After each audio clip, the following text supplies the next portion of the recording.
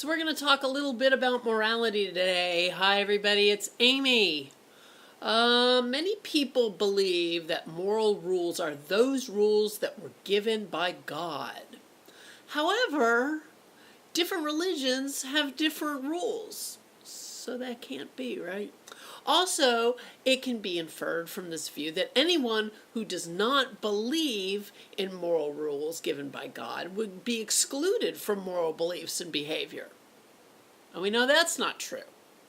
Atheists can be completely moral, right? They don't believe that moral rules are given by God. All right, so the Ten Commandments, not talking about religion here in any kind of deep way, just an example.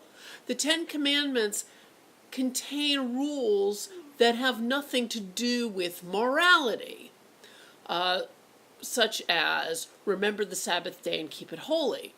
That has nothing to do with morality. So, religion sometimes motivates immoral action as evidenced by the actions of those who believed it was morally right to persecute people with different religious beliefs. So, morality and religion are separate. Okay? People try and make them one and the same, but they're not. Now, let's talk a little bit about morality in society. Some people define moral rules as rules or laws that are laid down by society. However, there are moral rules that society does not require you to obey. Also, society requires you to obey rules that are not necessarily moral rules and in fact may be immoral to some people. The death penalty, for example, where it is okay to execute somebody for certain crimes, many people would consider that immoral even though it is a rule or a law that is handed down by society. All right, moral rules. Characteristics of true moral rules. All rational people are required to obey them. They must be understandable by all rational people. They must be capable of being followed or broken by all rational people. They are unchangeable. They are not dependent on the will of man. They have exceptions. They may and often conflict with one's own desires and interests. They require us not to cause evil for anyone, but they do require us to promote the general good. And all rational people generally advocate obeying them and condemn breaking them. That's basic moral rule characteristics. All right. The moral rules. Here they are. Don't cause death. Don't cause pain, physical or emotional. Don't cause disability. Don't cause loss of freedom or opportunity. Don't cause loss of pleasure. Don't deceive. Keep your promise. Don't cheat. Obey the law and do your duty. Right? Okay. Moral judgments.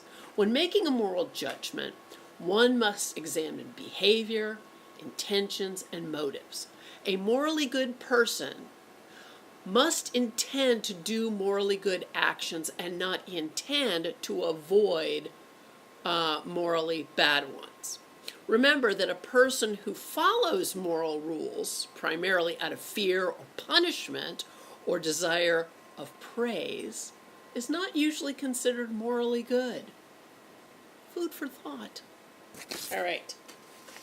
All right. So let's think about this. Have you ever broken any of the following? I said don't cause death, don't cause pain, don't cause disability, don't cause the loss of someone's freedom or opportunity or someone's loss of pleasure. Don't deceive. Probably all of us have been deceitful in some way. Keep your promise. Don't cheat. Obey the law and do your duty. All right. So how many of those rules have you broken? All right? Think about the way that you have violated moral rules. All right? Something for you to think about for those of you who think you're so morally perfect. I've seen a lot of morally perfect people these days, right? And you find out they're the ones calling everybody out, and they are the most flawed. All right? So when we're talking about moral judgments and society, just because something is handed down by society as being okay doesn't mean it's moral. For instance, sexual contact with children in some countries is okay, right? But we know that's not moral. That's causing pain for someone. It's causing a loss of pleasure for someone. Is it evil to sexually offend a family member than someone who is unrelated to you? Is one better or worse? No. A child who doesn't believe it was morally wrong to offend somebody, to do something wrong because they weren't taught. Where's the morality there? They weren't taught. Okay? Do you believe that a person who never acts on evil thoughts is morally good? Can't be, right?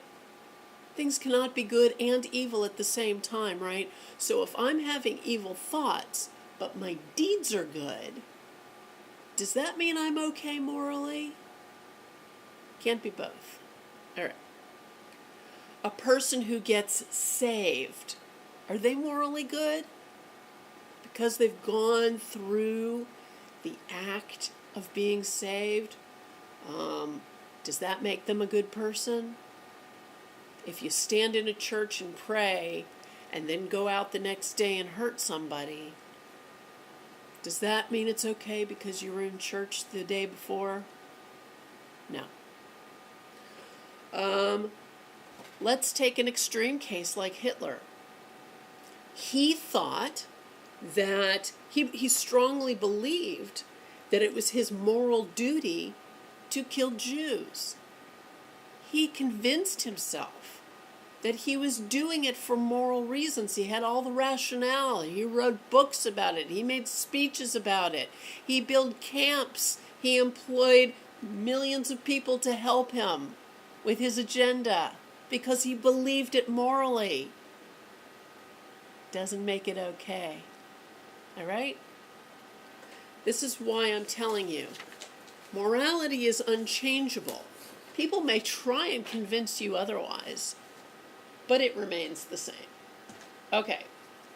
What we're going to talk about next time, hold please, next time we're going to talk about morality and the offender, which could be you. All right? So until next time, please subscribe to this channel.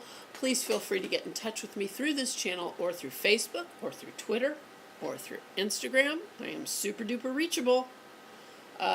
Please share these videos with someone who you believe they can help. And until I see you next time, be well.